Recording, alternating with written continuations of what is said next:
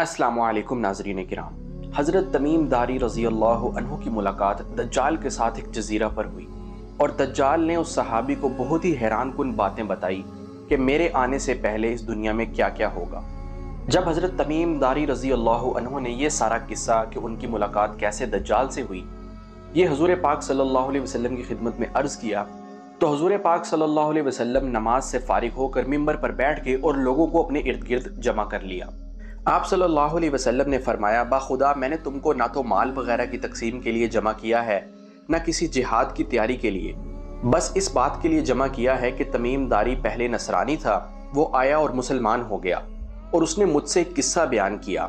हुज़ूर पाक सल्लल्लाहु अलैहि वसल्लम ने इरशाद फरमाया कि तमीम दारी कहता है कि हम एक बड़ी कश्ती पर सवार थे और मेरे साथ 2 कबीलों के 30 आदमी और थे। हम समंदर में सफ़र कर रहे थे कि अचानक तूफ़ान आया और 30 दिनों तक वो तूफ़ान हमारी कश्ती को हिलाता रहा और मौसमी ख़राबी और तूफ़ान की वजह से हम 30 दिनों तक बहुत ही परेशान रहे। आखिरकार मगरिबी जानिब उनको एक जजीरा नज़र आया जिसको देखकर वो बहुत खुश हुए और उन्होंने अपनी बड़ी कश्ती में से छोटी छोटी कश्तियाँ निकाली और उन पर बैठकर उस जजीरे पर उतर गए। जब उस जजीरे पर उन्होंने कदम रखा तो उन्होंने देखा कि एक जानवर है जिसके जिस्म पर बाल ही बाल हैं। लोगों ने उस जानवर नुमा चीज़ से कहा, ए कमबख्त तू क्या बला है? वो बोली, मैं दज्जाल की जासूस हूँ, चलो इस गिरजे में वहाँ एक शख्स है जो तुम्हारी खबरों का बड़ा मुश्ताक है और बेसब्री से इंतज़ार कर रहा है। ये कहते हैं कि जब उस जानवर ने हमारे सामने एक आदमी का जिक्र किया तो अब हमको डर लगने लगा कि कहीं वो जिन ना हो। हम लपक कर गिरजे में पहुंचे तो हमने एक बड़ा कवि और मजबूत शख्स देखा। इससे पहले हमने वैसा कोई शख्स नहीं देखा था। उसकी गर्दन, हाथ, पांव, घुटने वगैरह सब जंजीरों से निहायत मजबूती से जकड़े हुए थे। हमने उस इंसान से कहा जो जंजीरों में जकड़ा हुआ था कि तेरा नास हो, तू कौन है? वो बोला कि तुमको मेरे मुतल्लिक कुछ न कुछ तो अब तक पता लग ही गया होगा। उस शख्स ने कहा कि तुम बताओ पहले कि तुम लोग कौन हो। उन्होंने कहा कि हम अरब के बाशिंदे हैं, हम एक बड़ी कश्ती में सफ़र कर रहे थे, समंदर में तूफ़ान आया और 1 माह तक रहा। इसके बाद हम इस जजीरा में आए तो यहाँ हमें एक जानवर नज़र आया जिसके तमाम जिस्म पर बाल ही बाल थे। उसने कहा, मैं जसासा यानी जासूस हूँ, और फिर वो जानवर हमें तुम्हारे पास ले आया। उसने कहा, मुझे ये बताओ कि बेसान शाम में एक बस्ती का नाम है कि खजूरों में फल आता है या नहीं आता? हमने कहा, हाँ आता है। उसने कहा, वो वक्त करीब है जब उसमें फल ना आएगा। फिर उसने पूछा, अच्छा बुहैरा तबरिया के मुतल्लिक बताओ, उसमें पानी है या नहीं? हमने कहा, बहुत पानी है। उसने कहा, वो ज़माना करीब है जबकि उसमें पानी ना रहेगा। फिर उसने पूछा, ज़ुगर के चश्मा के मुतल्लिक मुझे बताओ। ज़ुगर शाम में एक बस्ती का नाम है, उसके चश्मा के मुतल्लिक उसने पूछा, उसमें पानी है या नहीं है, और उस बस्ती वाले अपने खेतों को उसका पानी देते हैं या नहीं देते? हमने कहा, उसमें भी बहुत पानी है और बस्ती वाले उसके पानी से अपने खेतों को सैराब करते हैं।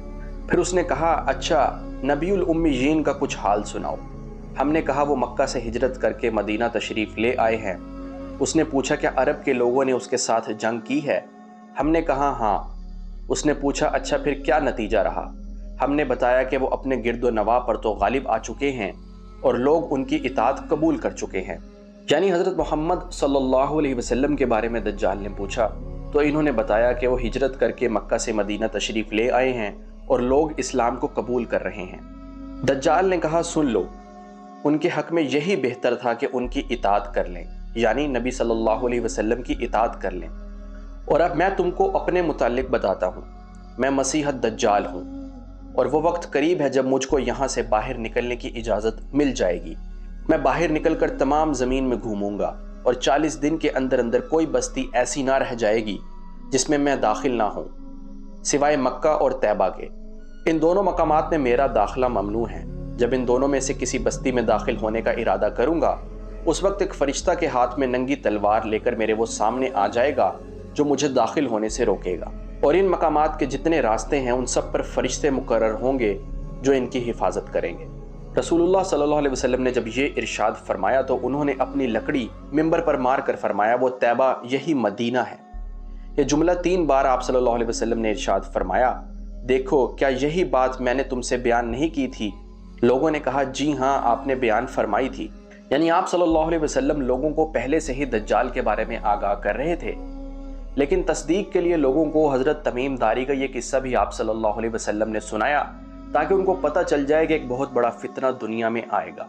दज्जाल का फितना बहुत सख्त होगा। आप सल्लल्लाहु अलैहि वसल्लम ने इरशाद फरमाया, जिसका मफहूम है हज़रत आदम से लेकर क़यामत तक कोई फितना दज्जाल के फितने से ज़्यादा सख्त नहीं होगा, क्योंकि अल्लाह ताला ने उसको ऐसी ऐसी सलाहियात से नवाजा होगा कि जिसके ज़रिए वो लोगों को फिसला सकता है और अपना कायल बना सकता है।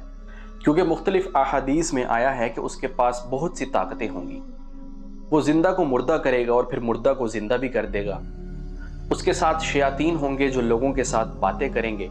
70,000 यहूदी उसकी फौज में होंगे। ऐसी तेज रफ्तारी के साथ वो चलेगा जैसे हवा बादलों को ले जाती है। एक ऐसे गधे पर सवार होगा जिसके दोनों कानों के दरमियान 40 हाथ का फासला होगा। उसके दौर में लोगों के ऊपर कहत साली चल रही होगी, गल्ला अनाज नहीं होगा, लेकिन दज्जाल के पास बहुत ज्यादा गल्ला अनाज होगा और वो ये देकर भी लोगों को अपना कायल बना सकता है। उसकी पैरवी करने वाले लोग सबसे ज्यादा यहूदी होंगे और औरतें होंगी। उसके पास अपनी ही बनाई हुई आग होगी और अपना ही बनाया हुआ पानी होगा। हकीकत में जो उसकी आग होगी वो ठंडा पानी होगा और जो उसका पानी होगा वो हकीकत में आग होगी। जिस शख्स को वो अपनी आग में डालेगा वो हकीकत में कामयाब हो जाएगा आखिरत के एतबार से, और जिसको वो अपने पानी में डालेगा आखिरत के एतबार से वो रुसवा और जलील होगा और वो नाकाम होगा, क्योंकि उसका जो पानी है वो हकीकत में आग होगी। हर मोमिन मर्द और औरत उसके माथे पर लिखा हुआ काफारा पढ़ सकते हैं या काफिर लिखा हुआ पढ़ सकते हैं, लेकिन जिनके अंदर ईमान नहीं होगा वो उसको नहीं पढ़ सकते। इंसान अपने आप को मोमिन समझकर उसके पास जाएगा कि मैं जाकर उससे बात करता हूँ और उसे बताता हूँ कि मेरा ईमान इतना मजबूत है, लेकिन उसके पास ऐसी ऐसी सलाहियतें होंगी, वो लोगों को ऐसे धोखा देगा कि वो अपने ईमान से हाथ धो बैठेगा और उसका पैरोकार बन जाएगा।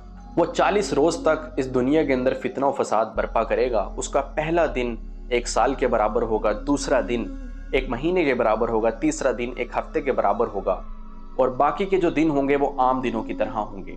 और 40 रोज तक वो दुनिया के अंदर फितना और फसाद बर्पा करता चला जाएगा। उसी के दौर के अंदर हजरत इमाम महदी भी मौजूद होंगे। हजरत इमाम महदी और दज्जाल के ज़माना में ही हजरत ईसा अलैहिस्सलाम का नुज़ूल होगा। जब हजरत ईसा अलैहिस्सलाम का नुज़ूल होगा तो वो बाबे लुद के मकाम पर इसको कत्ल कर देंगे और जो उसके साथ यहूदी मिले हुए होंगे उनको भी मार दिया जाएगा। हत्ता कि अगर वो किसी दरख्त के नीचे जाकर बचने की कोशिश करेंगे तो वो दरख्त बोल कर कहेगा कि आओ इस यहूदी को मारो। हज़रत ईसा अलैहिस्सलाम के दौर में ही याजूज माजूज की कौम भी निकलेगी, वो भी फितना और फसाद बर्पा करेगी। हज़रत ईसा अलैहिस्सलाम उनके खिलाफ बद्दुआ करेंगे तो अल्लाह ताला उनकी गर्दन के अंदर एक कीड़ा पैदा करेगा जो याजूज और माजूज की मौत का सबब बनेगा। उनके मरे हुए जिस्मों का ढेर लग जाएगा और बदबू ही बदबू दुनिया में आना शुरू हो जाएगी।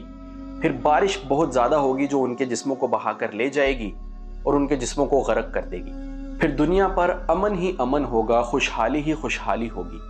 दज्जाल का फितना बहुत सख्त होगा, इसीलिए दीन इस्लाम ये कहता है कि तुम उससे बचने की पूरी कोशिश करो। उससे बचने की चंद एहतियाती तदाबीर हैं। पहली ये कि अपने दीन को सीखो, अपने ईमान को मजबूत करो, नेक आमाल करो और अल्लाह को राजी रखो। दूसरी ये कि सूरतुल कहफ की इब्तदाई या आखिरी 10 आयात को पढ़ा जाए, उसकी तिलावत का मामूल बना लिया जाए। तीसरी ये कि हर नमाज के बाद इंसान अपनी दुआओं में ये दुआ भी शामिल रखे कि या अल्लाह मुझे दज्जाल के फितने के शर से बचा लेना। और चौथा ये कि अगर दज्जाल का खरूज आपकी ज़िंदगी में ही हो जाए तो उससे जितना हो सके दूर रहना चाहिए, क्योंकि उसके पास ऐसी ऐसी सलाहियतें होंगी कि जिसके ज़रिए वो इंसान को अपना पैरोकार बनाने की ताकत रखता है। मैं उम्मीद करता हूँ कि ये वीडियो आपके लिए फ़ायदेमंद साबित हुई होगी। अगर आपको ये वीडियो अच्छी लगी तो इसको लाइक कीजिए, चैनल को सब्सक्राइब कीजिए। अस्सलाम वालेकुम।